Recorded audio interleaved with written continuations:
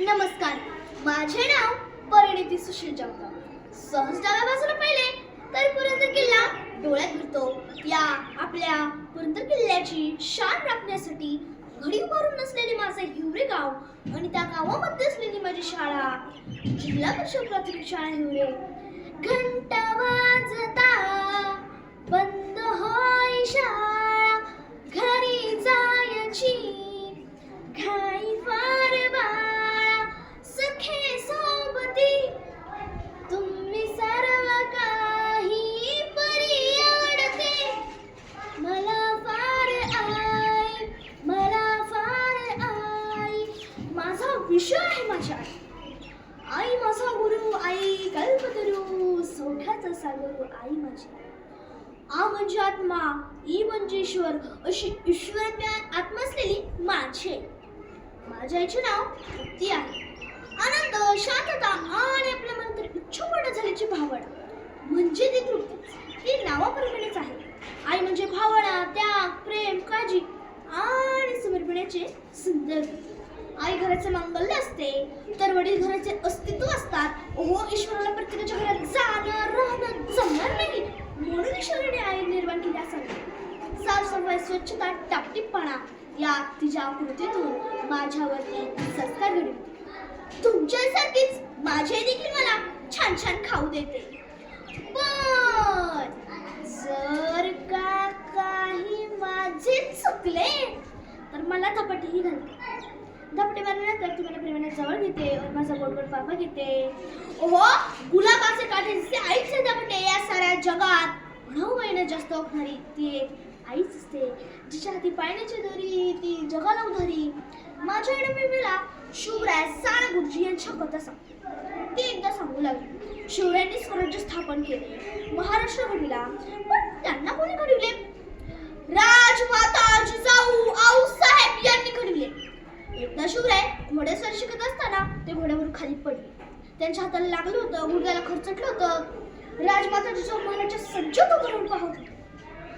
शिवरायांना माहिती होते की आऊसाहेबांनी आपल्याला पाहिलं आहे. शिवराय त्याच अवस्थेत घोड्या बसण्याचा प्रयत्न केला. घोडेस्वारी शिकून झाल्यानंतर ते म्हणाले, शिवराय फार रागवत होते. आऊसाहेब असं म्हणाल्या, बाळ फार लागलं का तुम्हाला? शिवराय रागवतच म्हणाले, मला लागलं की तुम्हाला आत्ता दिसलं वाटतं. राजमाता जिजाऊ म्हणाल्या, राजे तुम्हाला स्वराज्य घडवायचे आहे. घडी पडण्याचे प्रसंग येतील तेव्हा तुम्ही या दारासाठी कोणाकडे बघाल? राजे, जर कोणी सावरणार असेल तर पटणाऱ्याला लागण्याचा भय अधिक असतो. एकदा अफजल खान महाराष्ट्रात चालून आला तेव्हा राजमाता जिजाऊ म्हणाल्या, आम्ही आमचा पुत्र गमावला तरी चालेल, पण मराठी जनतेने आपला स्वाभिमान गमावता कामा नये. अशा स्वाभिमानी मातेने स्वाभिमानी राजा घडविला. अशा कथा सांगून माझ्या आईने मला घडवायचं जरी विडाच चालला आहे. अहो, मला 4 मित्रांसोबत बोलायचे म्हटले तरी माझे पाय लटलट कापायचे, डोळ्यावर अंधारे पडायचे. पण आज मी बोलू शकते ते केवळ माझ्या आईमुळेच. आई या शब्दाची महती गावी तेवढी थोडीच. आईसारखे देव साऱ्या जगात नाही. तुम्ही वाचलंच असेल, नोबेलची पारितोषिक विजेता म्हणाला म्हणते की एक पेन एक शिक्षक सारे जग बदलू शकतो. ओहो, आई ही देखील आपला पहिला गुरुच असते. माझी आई फर्निचर शॉप चालवते. ती तिच्या कामात तेवढी तत्पर आहे. जशी आम्हाला घरी ओढ जाण्याची असते तशी ती आम्हाला भेटण्याची तेवढीच ओढ असते. My mother is heart of my family. पक्ष्यांना पिल्ल्यासाठी ओढ घरट्याची, गाय लावासाठी ओढ तिच्या घोट्याची, मला माझ्या आईसाठी ओढ माझ्या घराची.